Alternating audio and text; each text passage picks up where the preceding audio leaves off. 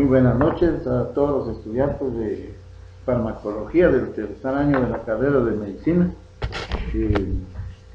Estamos, creo que ya llegando al final, ya estamos en la última unidad de este ciclo lectivo.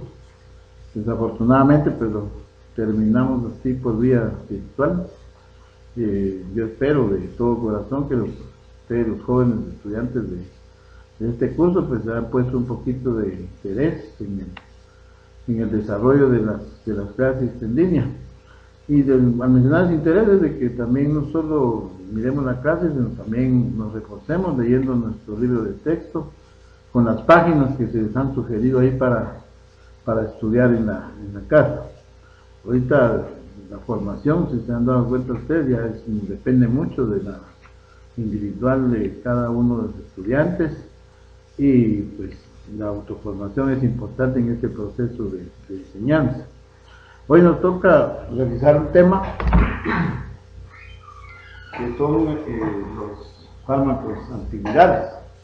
Y creo que ahorita pues se ha puesto mucho de moda con lo que son los virus, pues ya toda la población mundial ya tiene algún concepto de lo que son los virus, y todos sabemos que los virus son pues organismos pequeños que necesitan para sobrevivir y para replicarse de otra célula, en la cual ellos toman su material genético, ya sea el ADN o el ARN, para replicarse y formar un nuevo virus. Y así pues van infectando un sinnúmero de células en el organismo, y la replicación se va dando hasta que ya se obtenga una suficiente carga viral, se llama, o sea, la cantidad de virus que ya están infectando un organismo para empezar a producir la sintomatología de una enfermedad. Obviamente sabemos nosotros que todos los virus, pues definitivamente todos tienen muy poquita fármacos a disposición.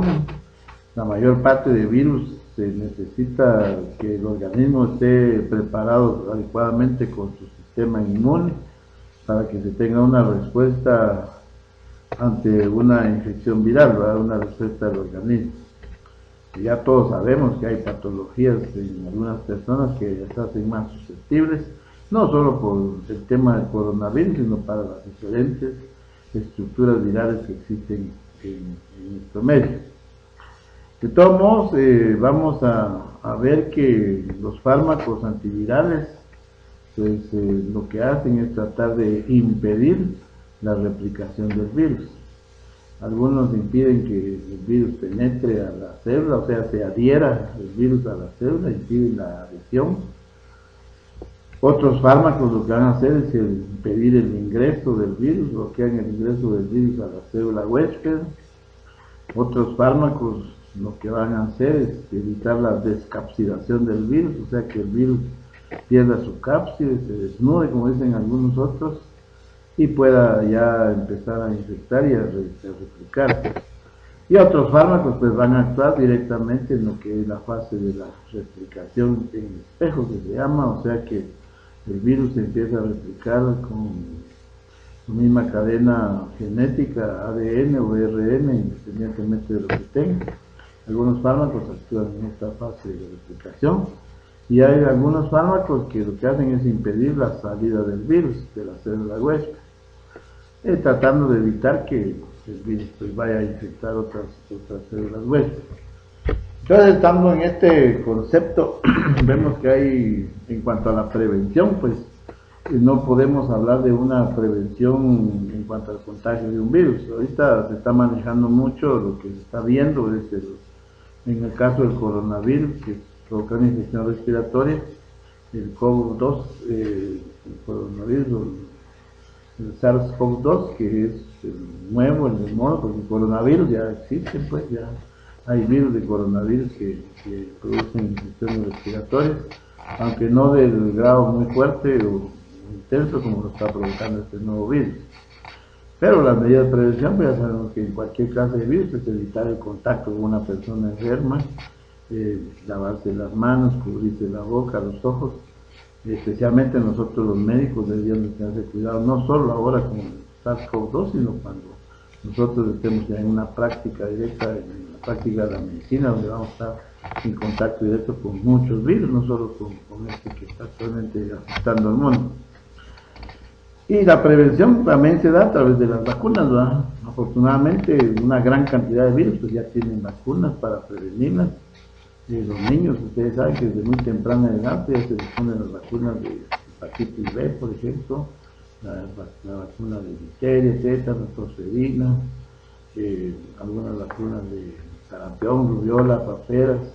Ahora las niñas ya tienen la opción de la vacuna del papiloma humano.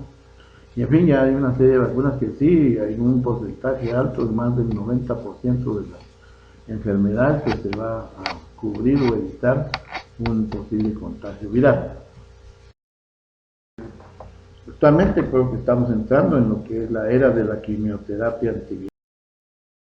Para recalcar o para reforzarse lo que habíamos platicado, vemos que los virus, pues aquí como vemos en esta diapositiva, que es un virus, pues es un virus, es un parásito intracelular, porque obviamente necesita de una célula huésped para replicarse. Algunos virus pues son muy lábiles, al no lograr una célula huésped de inmediato, pues se mueren, ¿verdad?, en el medio ambiente. Por eso es que el contagio tiene que ser directo. En el caso de los virus respiratorios, pues los estornudos, la tos y todo eso hace que el virus pueda penetrar a una célula huésped, a un organismo. También los virus que se transmiten por vía sexual, por ejemplo, los de transmisión sexual, el papiloma, el herpes, el virus de VIH, el virus de la hepatitis B incluso también, pues ya sabemos que tiene que haber un contacto directo de una persona con otra y a través de los fluidos corporales que se va transmitiendo también esa infección. Los virus, como decíamos, pues son parásitos intracelulares, tienen dos compuestos, uno son son dos compuestos principales, es el ácido nucleico y las proteínas. En cuanto al ácido nucleico, pues están compuestos de ADN o de ARN. Son virus, los virus tienen una estructura muy sencilla, generalmente algunos son pequeños, de 20 milimicras, y otros pueden ser hasta de 500, virus grandes. Como lo mencionan ahora con este nuevo virus, el coronavirus, estamos viendo que es un virus grande. Por eso es que la penetración o la adhesión a la célula huésped no lo pueden hacer por difusión pasiva, así, ni por difusión facilitada, sino como es un virus grande, tiene que ser por endocitosis, que ustedes ya en las primeras clases de farmacología que tuvimos, ya sabemos que la endocitosis es una formación de una burbuja o una cápsula que ingiere el virus hacia el interior de la célula. Y la salida del mismo ya replicado, pues es por exocitosis, que es el mismo proceso que tiene para salir e ir a buscar una célula nueva para infectar. Su estructura, como les decía, pues tienen una cabeza, tienen un collar, todos tienen una cola y una placa basal, de la estructura básica de un... Algunos principios terapéuticos, pues los fármacos antivirales deben poseer un elevado grado de selectividad o selectivo, digamos, algunos fármacos como por ejemplo los fármacos de la ciclovir en el caso del tratamiento del herpes, ¿verdad?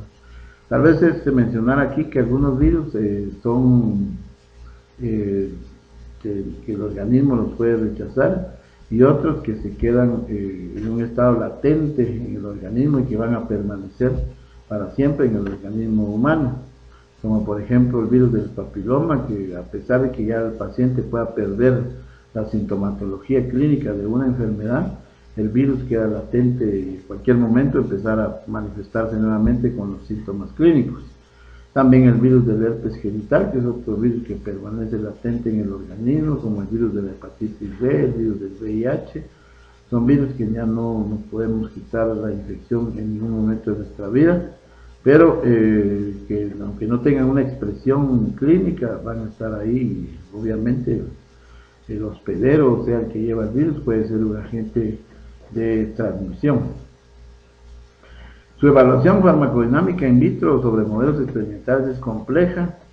La información sobre sus características farmacocinéticas es a menudo escasa. Su eficacia y a veces su toxicidad están relacionadas con la competencia inmunológica del paciente.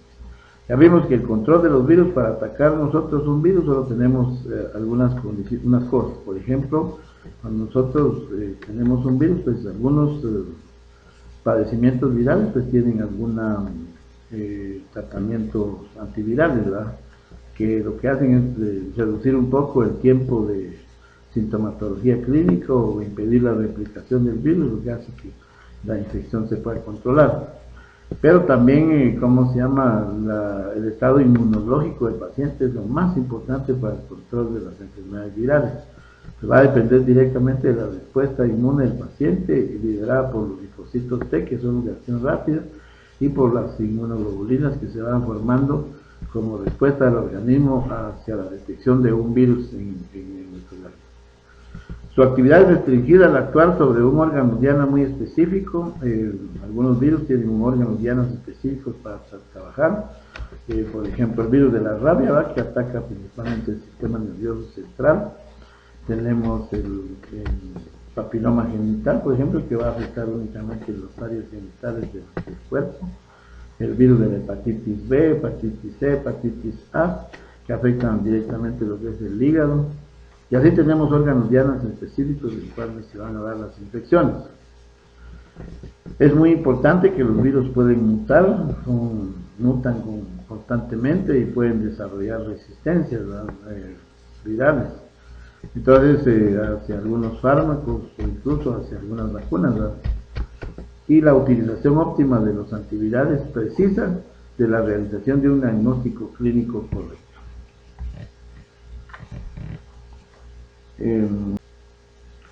¿Qué hace la terapia antiviral?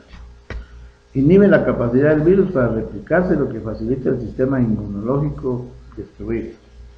Ya sabemos que las terapias antivirales son efectivas siempre y cuando nuestro organismo también tenga desarrollado un buen sistema inmunológico.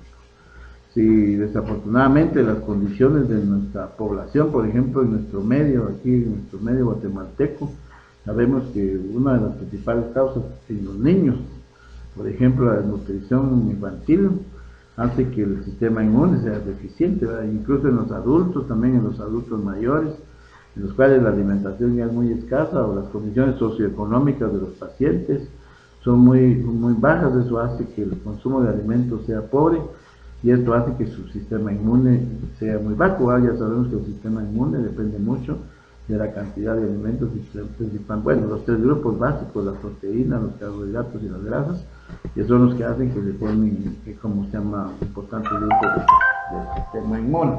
Disculpen, joven, un momentito. Ya no te lo digo, Marilita, todo fue tu vida de historia y grabando una mesa.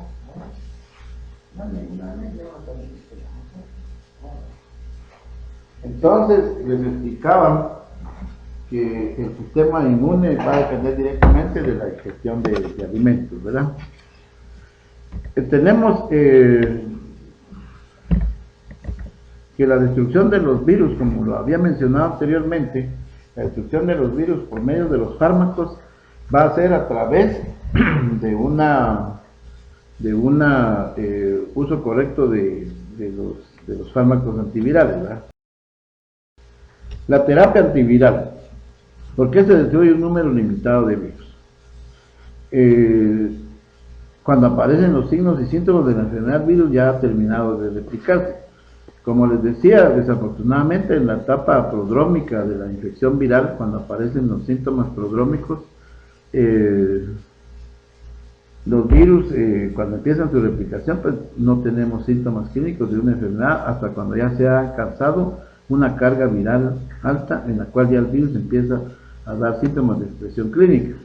Por ejemplo, en la hepatitis, pongamos un ejemplo, por ejemplo la hepatitis A. El paciente ingiere alimentos contaminados que puede ir desde 4 hasta 6 semanas antes de que aparezcan los síntomas clínicos. El paciente ya ha tenido contacto con síntomas, ha tenido contacto con alimentos o agua o algunas cosas, que van produciendo que el virus ingrese al organismo, que llegue al órgano diana, que específicamente es el hígado, y que ahí en el hígado se empiecen a replicar los virus. Esto tarda más o menos el proceso de 4 a 6 semanas, como les decía, y entonces ahí empiezan ya a aparecer los síntomas clínicos. Entonces ya aparece la ictericia, el paciente empieza a ponerse ictérico de los ojos, empieza a tener hepatomegalia, síntomas de cansancio, náusea, vómitos. Algunos pacientes pueden cursar con hemorragia, la orina se torna bastante oscura, eh, las heces se ponen alcohólicas, o sea, blancas, y obviamente uno clínicamente diagnostica una hepatitis y ya con las pruebas de laboratorio pues se confirma que el paciente ya tiene una infección viral por hepatitis A, por decirlo así. Por supuesto que uno hace un panel de hepatitis para ver si no es B o C, para descartar otras posibilidades de otros grupos virales de hepatitis. Nosotros tenemos este diagnóstico, obviamente nosotros le explicamos a la familia que este paciente, niño o adulto, se ha contagiado unas 4 o 6 semanas antes, ¿no? Algunos otros virus, pues su periodo de prodrómico es mucho más corto, su replicación es más rápida y desafortunadamente ya cuando tenemos un paciente con síntomas de actividad ya la replicación viral ha alcanzado niveles altos, ¿verdad? Obviamente empezamos a usar algunos fármacos antivirales y las medidas no farmacológicas que se tienen que usar en cada uno de estos casos. Aunque nosotros sabemos perfectamente bien que cuando el virus ya da manifestaciones clínicas, pues tenemos que esperar en muchos casos el curso natural de la enfermedad y esperar que el sistema inmune logre controlar o erradicar la infección viral, como le digo, mediada principalmente por linfocitos T, que es una primera barrera de ataque que tenemos los pacientes, y también las inmunoglobulinas que se van formando como ya medidas más específicas para el control de los virus. El problema es que muchas veces los medicamentos también tienen sus problemas, los medicamentos antivirales, ¿verdad? Tenemos que cualquier medicamento capaz de eliminar un virus también puede destruir algunas células sanas, ¿verdad? Por eso es que vemos que alguna relación de algunos fármacos que se usan para tratar pacientes con alguna infección viral también pueden tener problemas con destruir células sanas y pueden estar relacionados con el aparecimiento de otras complicaciones, como hasta incluso enfermedades como el cáncer, ¿verdad? O algunos tumores. Dentro de los antivirales, ya hablando del grupo de fármacos, hablando de lo que son los fármacos, dentro de los antivíricos no VIH, tenemos los análogos de los nucleósidos, aquí tenemos lo que son los anti-herpes virus. Aquí tenemos un grupo aquí en esta presentación pues no vamos a hablar absolutamente nada de lo que es, ¿cómo se llama? No vamos a hablar nada de lo que son los antivíricos retrovirales, ¿verdad? Que se usan para VIH, hepatitis B y otras patologías. Aquí vamos a hablar únicamente de los fármacos más comunes que se usan para las patologías más frecuentes que ustedes vamos a ver dentro de la clínica o dentro de su práctica. Por supuesto que van a haber muchos más fármacos antivirales para otras patologías virales, pero esas ya son más específicas y son motivos de otra discusión. Y nos vamos a limitar más a lo que son por ejemplo, este grupo de fármacos, los anti-herpes virus, en los cuales aquí en este grupo tenemos el aciclovir, el fanciclovir, el ganciclovir, el valaciclovir, la vidarabina. Tenemos los antivirales de amplio espectro, aquí tenemos la ribavirina, tenemos las aminas tricíclicas como la amantadina, la rimantadina, tenemos a los análogos de los pirofosfatos como el foscarnet, y los interferones que también se usan para mejorar el sistema inmune como la alfa, la beta y la gamma interferón. Un antivírico no VIH que generalmente se usa para una de las patologías que van a ver ustedes con más frecuencia en la práctica clínica son los antiherpes virus. Y como decirlo, fue el primer antiviral que se estudió, el primer antiviral que apareció ya comercialmente fue el aciclovir. El aciclovir, que a pesar de que ya tiene mucho tiempo de haberse estudiado, de haber aparecido el producto para tratar algunas patologías, dentro de esto el herpes, que el herpes tiene distintas fases, tiene la herpes tipo 1, herpes tipo 2 y el herpes genital y el herpes zóster, ¿verdad? Tenemos que se usa para todos los diferentes grupos de herpes que se dan. El aciclovir pues, es un nucleósido análogo de la guanosina, necesita la fosforilación intracelular para activarse, es un inhibidor selectivo de la DNA polimerasa viral. La DNA polimerasa viral vamos a ver más adelante de esto, que es un elemento importante para la replicación del virus. Entonces, media vez se inhibe lo que es la DNA polimerasa viral, se impide también la replicación. Dentro de la farmacocinética, el aciclovir es administrado por vía oral, por vía intravenosa y por vía tópica. Tenemos varias formas de presentación del fármaco. Por vía oral es absorbido por la mucosa gastrointestinal. Sus concentraciones plasmáticas después de 8 horas pues, son adecuadas. La vida media es de 3 a 4 horas. Estos sí requieren múltiples dosis diarias, algunos pues se pueden utilizar 4 o 5 veces al día. No es metabolizado, es eliminado por filtración glomerular, por la orina y por la secreción tubular activa, pero eso es también por la vía renal, y como no son metabolizados, pues estos fármacos se excretan similares a la forma en que fueron ingeridos. Dentro de lo que es el mecanismo de acción, tenemos la fase de replicación del virus. Primero que tenemos un aumento de la fosforilación, se activa la enzima timidicinasa, que activa lo que es la ADN polimerasa viral. Hay una competencia del equipo del aciclovir trifosfato. El aciclovir trifosfato lo que va a hacer es que va a disminuir entonces la fosforilación, la disminución de la enzima timidicinasa. Obviamente esto va a impedir que se produzca una inhibición de la ADN polimerasa viral, que como le digo, este es el paso más importante en la replicación del virus. Hay una disminución de la competencia del aciclovir trifosfato y también impide la incorporación del ADN viral a la célula, al ADN de la célula web. Aquí tenemos en esta diapositiva una gráfica en la cual podemos ver un virus en la parte superior izquierda. Vemos a un virus de herpes simple que se va a adherir a la membrana celular. Aquí lo vemos cuando está.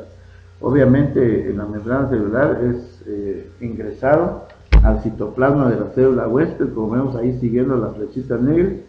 Vemos que el virus ya se descapsuló, ahí ya perdió su envoltura, esa como corona que llevaba, ya ahí en el exterior ya no la tiene, solo va con su cadena de genética de ADN, y ahí el virus se va a adherir al núcleo de la célula huésped, y ahí ingresa hacia el interior de la célula huésped.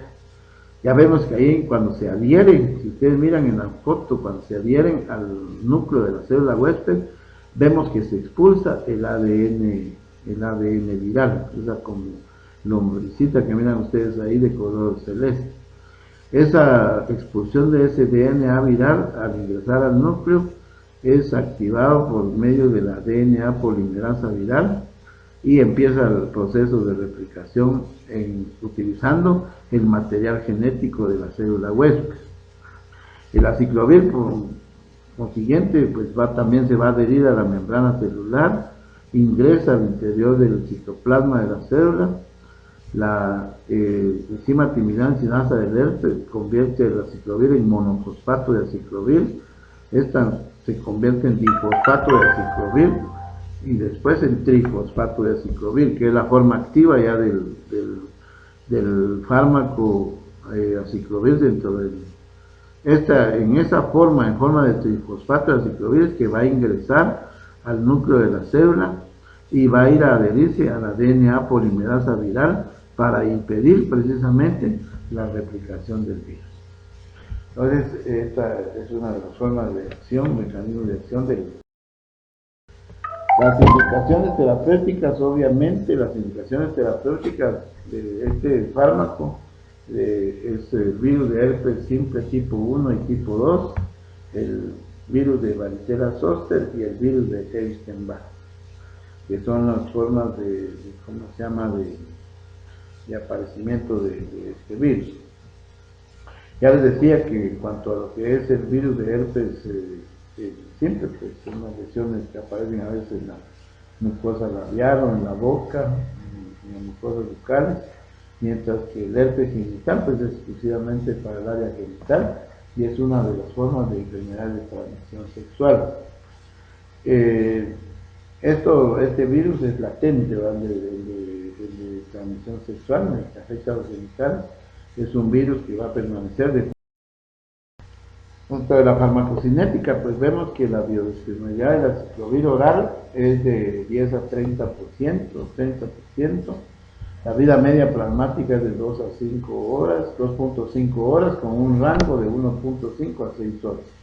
Y su eliminación es por vía renal en un 60 hasta en un 90%. En un 60 hasta en un 90%. Efectos adversos. Todos los fármacos, como nosotros lo sabemos, toditos los fármacos tienen efectos adversos. Todos los fármacos. Los virus, los antivirales no son la excepción. Pues, los efectos adversos por la vía oral, los más frecuentes que vamos a tener, pues son náusea, diarrea, vómitos. Por la vía tópica, pues vamos a tener, pues, provocar ardor en el sitio de aplicación del fármaco. Y por la vía intravenosa, pues vamos a tener una disfunción renal reversible. Y una posible, en un caso más grave, pues podemos tener hasta una encefalopatía. ¿Verdad? Esto es mucho menos común, pero sí se puede dar. En algunos, incluso ahí es el riesgo que hay que correr, pero es una complicación de muy poquita presencia. Algunos virus, propiamente las infecciones virales, pueden provocar encefalopatía, por ejemplo el sarampión, por ejemplo la varicela. Esas patologías virales pueden provocar encefalopatía en los pacientes. La resistencia viral, hay pacientes, la resistencia viral se va a dar principalmente en los pacientes inmunocomprometidos o en los pacientes que tienen que usar tratamientos prolongados. Como por ejemplo, en los retrovirales se va a dar más esto, por ejemplo, en pacientes con VIH, por ejemplo, los pacientes que tienen virus de VIH, estos pacientes pues ya sabemos que tienen que tomar fármacos permanentes, ¿verdad?, para toda la vida. La resistencia viral se va a dar principalmente por mutación en la timidinquinasa viral o por un déficit de la timidinquinasa o alteraciones de la DNA polimerasa, que es la que empieza a hacer la replicación. Ahora nos dejamos por un lado lo que son las infecciones por herpes, que vimos que las infecciones por herpes que se van a tener diferentes manifestaciones clínicas. El más sencillo, el más común, el herpes tipo 1, el herpes genital. Tipo 2 tenemos el herpes zóster y el virus de Epstein-Barr. Otra de las patologías virales que nosotros vamos a ver con mucha frecuencia en nuestro medio son las infecciones por el virus de la gripe. Aquí vemos que hay las infecciones de la gripe, por ejemplo, vemos un virus, casi todos estos tienen forma de coronavirus. No está por más decirles que la mayor parte de infecciones respiratorias en niños pequeños, en edad escolar o más pequeñitos, estos van a ser producidos por coronavirus, pero son coronavirus de otras cepas, no el SARS-CoV-2, ¿verdad?, que se está dando ahorita modificado y que está dando mucha sintomatología. Pues estos son virus con una sintomatología un poco más leve y la mayor parte de las infecciones se han dado por esto. Los virus de la gripe, Haemophilus influenza tipo B, con células, pues estos van a afectar, aquí vemos en esos con coronavirus de color verde, van a infectar las células epiteliales. Estas son ingresadas hacia el interior del citoplasma y obviamente se desencadena el proceso inmune, ¿verdad? Nosotros vemos aquí, ingresan los virus, pero si vemos del lado derecho dice resolución, ingresa el virus, pero inmediatamente se desarrolla una respuesta inmune, que está mediada, como vemos aquí, por los macrófagos, por las células NK, o sea, las células natural killer. Tenemos las células T activadas y los neutrófilos, que son la primera línea de defensa que van a salir al combate de la infección que se está dando. Obviamente después viene la inmunidad pasiva, que es la mediada por las inmunoglobulinas, que van a ser las que van a terminar de controlar la infección. Pero tenemos una primera línea de ataque que está mediada principalmente por estos macrófagos, células NK, células T y los neutrófilos. Y obviamente estos muchas veces le dan resolución al problema. Dentro de lo que son los problemas gripales, pues vamos a tener una serie de sintomatologías clínicas.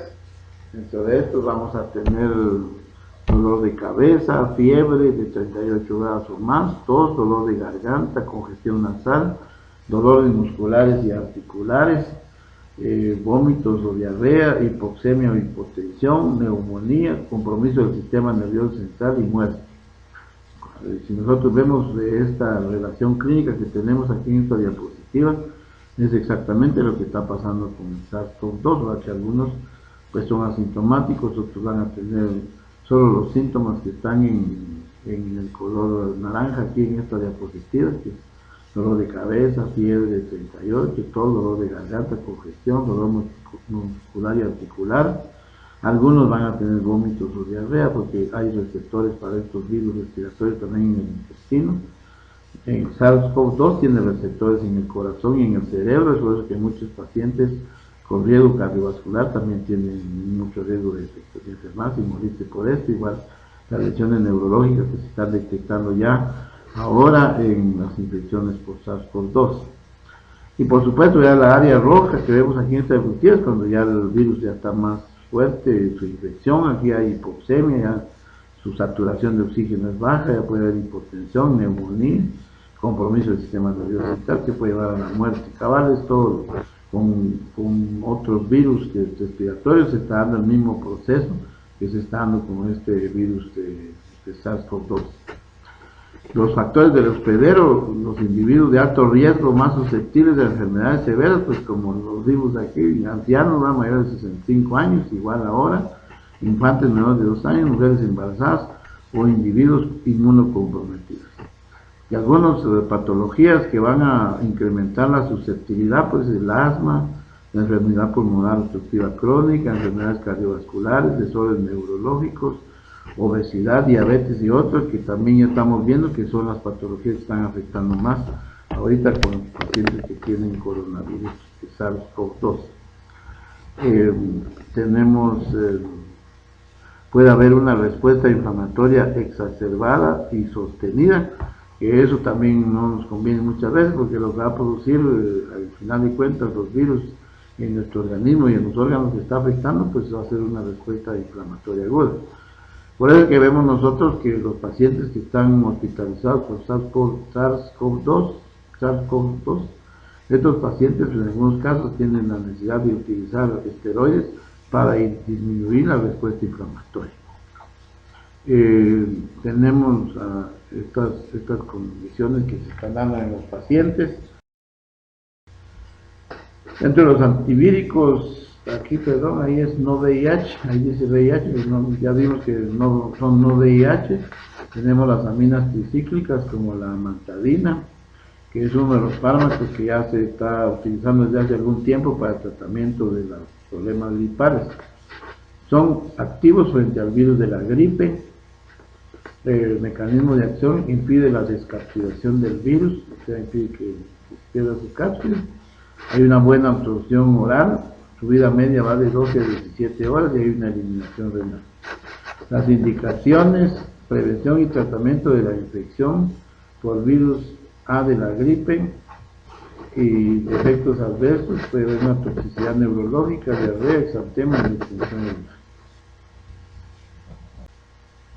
El virus de la gripe, pues como lo vemos en esta gráfica, en esta diapositiva, en esta foto que está ahí, pues podemos ver que la transmisión va a ser por la tos o los estornudos, que es también la forma en que se está transmitiendo actualmente la pandemia que nos está afectando.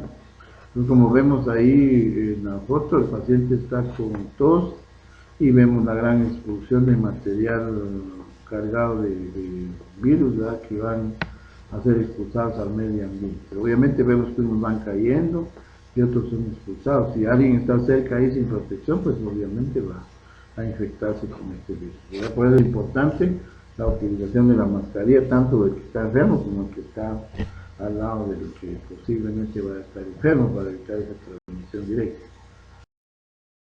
La farmacocinética, pues estos antivirales para la gripe se absorben bien por vía oral. La amantadina, su vida media 16 horas, su molécula inerte no se biotransforma tampoco, Se filtra por filtración glomerular y secreción tubular en forma inalterada. También estos no tienen mucho metabolismo, generalmente se van a eliminar de la misma forma en que son absorbidos. Tenemos trastornos, efectos adversos, pues hay trastornos en el sistema nervioso central utilizando estos fármacos como la amantadina. Vamos a tener insomnio, vértigo, anorexia, confusión, náuseas, alucinaciones, ¿verdad? Pero estos van a ser ya síntomas posiblemente cuando se utilizan dosis altas o tiempos prolongados de tratamiento. Los antivíricos de no VIH, actividad de amplio espectro como la ribavirina, también se usa la ribavirina, la amantadina, la ribavirina se usa mucho para problemas respiratorios virales. Su farmacocinética tiene una biodisponibilidad oral del 50 al 60%, tiene una biodisponibilidad aerosol 60%, acumulación en hematíes, eliminación renal inalterada en el 30 a 40%. Los efectos adversos, teratogénica y mutagénica, no se pueden usar en mujeres embarazadas más que en las mujeres que están en el primer trimestre de embarazo. Puede dar anemia a dosis dependiente, pero es reversible cuando se dejan de utilizarlos. Puede dar náusea, vómitos, cefaleas, insomnio, irritación corneal y bronquial en aerosol. Tenemos ahí algunas indicaciones y formas de uso. Pues en el aerosol se puede usar en infecciones graves por virus sincitial respiratorio, en niños y en hepatitis C, junto con algunos interferones que se pueden usar para controlar esto. Como decía, estos virus de hepatitis B y C son latentes y estos se asocian mucho con la producción a largo plazo de cirrosis hepática o cáncer hepático. Los antivíricos no VIH, los interferones, pues estos ya es otro grupo de fármacos. Aquí tenemos el grupo de proteínas inducibles sintetizadas por linfocitos, fibroblastos, otras células del organismo y biotecnología, y piden la síntesis de proteínas virales, lo que va a impedir la formación de la cadena de ADN o ARN del virus. Según su origen tenemos el interferón A, que es un interferón depositario tipo 1, hay 24 especies. El interferón B, que es un interferón fibroblástico tipo 1, que es una especie. El interferón G, que tiene un interferón de linfocitos T y células NK, que es uno. Aquí tenemos el mecanismo de los medicamentos antivirales. Ya vimos que hay diferentes formas en que los medicamentos antivirales van a actuar. Ahorita estamos más viendo lo que suelo de la ciclovir, ¿cómo se llama? La amantadina, los problemas gripales, que son los más comunes que nosotros vamos a tratar en la clínica.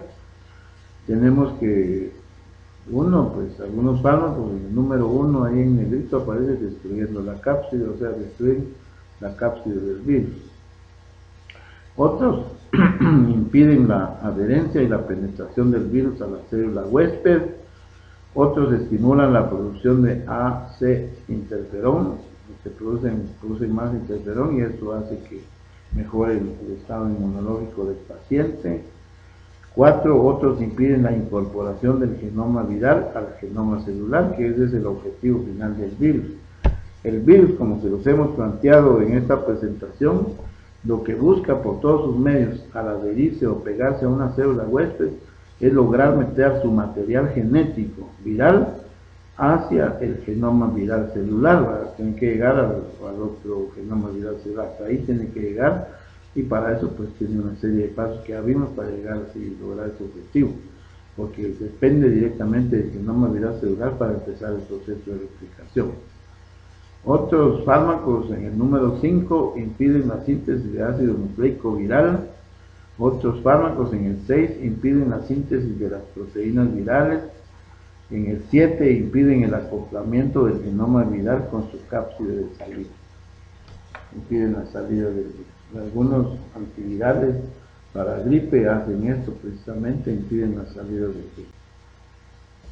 Aquí vemos en esta diapositiva pues que algunos fármacos como la encubritida, el VIH, el Maraviroc para VIH, el Reposanol para virus de herpes, para palivizumab, para virus sincitial respiratorio, bloquean la adhesión o penetración del virus a la célula huésped.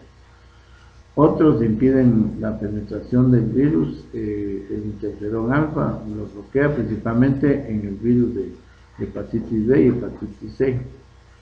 La mantarina y rimantarina, los virus de la gripe, bloquean la pérdida de la cubierta, o sea, impiden que se descapside el virus, y eso hace que no haya síntesis de proteínas tempranas ni síntesis de ácidos nucleicos, tampoco hay síntesis de procesamiento de proteínas tardías, y ya no se puede hacer el empaquetado y ensamblaje que se da con el genoma celular. Tenemos ¿cómo se llama? La ciclovir, el Foscarnet, bloquean algunos virus como ¿cómo se llama? Virus de la hepatitis B, virus sincitial respiratorio, virus de herpes virus. Las inhibidores de la proteasa son más para los VIH. Entonces, en fin, los fármacos van encaminados a estos controles del proceso que lleva el virus para llegar a lograr el objetivo, que es lograr llegar al genoma viral para empezar la replicación e infectar más células diarias.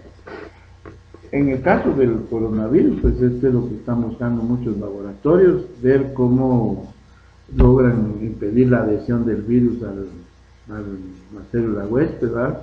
O algunos cómo impedir que se descapsiden o cómo impedir que el genoma de este virus se meta al genoma celular para empezar el proceso de replicación. Pero hasta el momento pues sabemos perfectamente que para este proceso pandémico que estamos viviendo pues no existe todavía un antiviral específico que logre controlar alguno de estos pasos, pero posiblemente y primero Dios en el futuro ya se tenga esto. Esto hacen los fármacos antivirales, impedir alguno de los pasos que tiene el virus para llegar al proceso final, que es la replicación y la salida, por supuesto, del virus ya replicado hacia el exterior para infectar otras células. Mientras que las vacunas lo que hacen es crear anticuerpos específicos contra este tipo de virus, ¿verdad? Estos anticuerpos pues hacen que cuando el virus ingresa al organismo, la memoria inmunológica ya por medio de la vacuna hace que se cree una respuesta de anticuerpos hacia este tipo para impedir la replicación del virus de entrada, ¿verdad?